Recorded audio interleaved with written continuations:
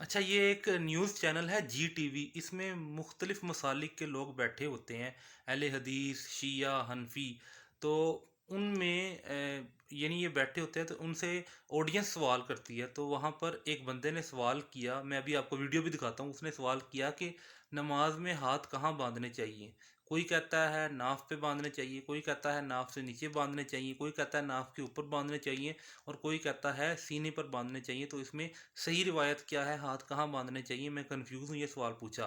तो मैं आपको वीडियो अभी दिखाता हूँ। उसमें ना कारी खलीलुर रहमान ने सबसे हट के जवाब दिया। उन्होंने कहा कि तुम हाथ ऐसे पीछे, दोनों पीछे हाथ रख के बांध लो। तो सब हंसने लग गए।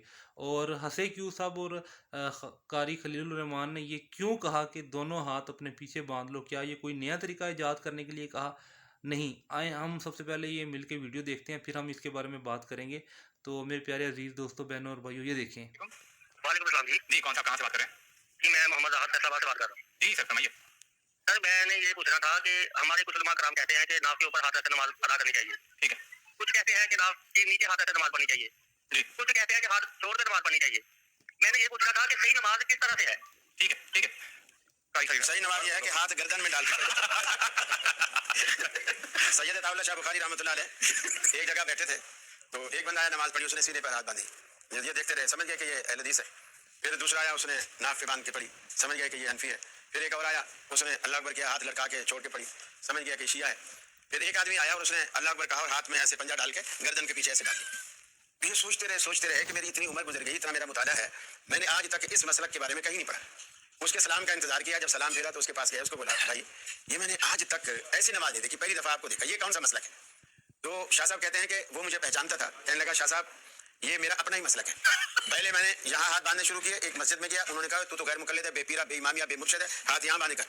मैंने यहाँ बांधने शुरू कर दिए। फिर एक मस्जिद में गया, उन्होंने कहा तू तो हनफी है, तू तो फलाना है, तू तो अहले बैत का मुनकर है, ये है वो, तू तो हाथ छोड़ के पढ़ा कर। मैं हाथ छोड़ के पढ़ने लगा। फिर मैं अहले हदीसों की मस्जिद में कहीं गया, तो उन्होंने कहा तू तो शिया है, तो हमारी मस्जिद में कैसे घुस आया, तू हाथ इधर बांध के पढ़ा कर। मैंने कहा मैं तो यहाँ से तो चला था, पहले यहीं से चला था, जब भी दुनिया ने मुझे काफिर माना, यहाँ आया जब भी काफिर माना, हाथ छोड़े जब भी दुनिया ने मुझे काफिर कहा। तो मैंने अपनी तरफ से इन उलमा के फतवों से बचने के लिए एक अपना एक अलग मसलक बनाया। अब ना इसका किसी को पता है, ना कोई मुझे काफिर कहता है। फिर वो शाह साहब कहते हैं कि उलमा ने सीधे साधे दीन को इतना पेचीदा बना दिया है, अवाम उन्नास तंग है कि वो असली दीन को छोड़कर नई राह तलाश करने पर मजबूर है। तो उलमा का फर्ज और जिम्मेदारी है कि अवाम उन्नास के हाल पे रहम करें, किताब और सुन्नत की राह उनको दिखाएं, और अपने जो चीजें हैं जाती, जिससे इंतशार और नफरत पैदा होती है और दुश्मनी पैदा होती है, वो चीजें ना करें, और मुत्तहिद होने वाले ऐसे फार्मूले बताएं जिससे उम्मत जुड़ के रहे। हम आज इस मुतफ़क़ा तौर पर ये कहते हैं कि उस बेनमाज से कि जो मस्जिद के करीब नहीं आता, जो नमाज पढ़ता ही नहीं है, ये हजारों को नाम मनफी होकर कहते हैं कि हजारों को ना वो बंदा अफजल है कि जो हाथ को सीने पे रख के बांधता है या हाथ छोड़ के जनाब वो पढ़ता है। ये क्या हुआ, नमाज तुम पढ़ते नहीं हो, कोई मुखालफत कोई नहीं करता, और जो इधर बांध दिया ये करीब वो नमाज तो पढ़ता है। तीनों के पास रवायात मौजूद हैं कि इस तरह भी पढ़ी गई, इस तरह भी। वो आगे उलमा की बात है, उनके अपने दलाइल हैं, हमारे पास अपने दलाइल हैं, शिया के पास अपने दलाइल हैं। खुदा के लिए हम नमाज पढ़ने मस्जिद आने, कोई ऐसा मसला नहीं है जिसकी वजह से नमाज ना। तो देखा मेरे प्यारे अजीज़ दोस्तों, बहनों और भाइयों, कारी खलीलुर रहमान ने ये जो वाक़या सुनाया है अताउल्लाह बुखारी साहब का, कि उन्होंने बताया कि हाथ बांधने के ऊपर उन्होंने कहा था कि हाथ पीछे बांध लिए मैंने, कि लोग जो उनसे हैं वो ताने देते थे कि ऐसे बांधे हैं तो ये कुफर किया, ऐसे बांधे तो ये कुफर किया। असल में इस सारी वीडियो का पैगाम ये था कि एक बंदे को तहकीक करनी चाहिए। जैसे मिसाल के तौर पे अगर वो साइंस पढ़ रहा है, एमएस कर रहा है, एमफिल कर रहा है, तो उसके लास्ट सेमेस्टर में उसको तहकीक के लिए कहा जाता है। उस तहकीक के बगैर उसे डिग्री नहीं मिलती, जब तक उसका रिसर्च यानी उसका थीसिस सबमिट ना हो, उसे डिग्री नहीं मिलती एमफिल पीएचडी स्टूडेंट को। तो जब वो एमफिल पीएचडी के लिए रिसर्च करता है, तहकीक करता है कि मुझे डिग्री मिल जाए, कागज़ का टुकड़ा मिल जाए, तो वो अल्लाह के यहाँ जो इतनी बड़ी डिग्री हमें मिलनी है, हम उसके ऊपर क्यों नहीं तहकीक करते?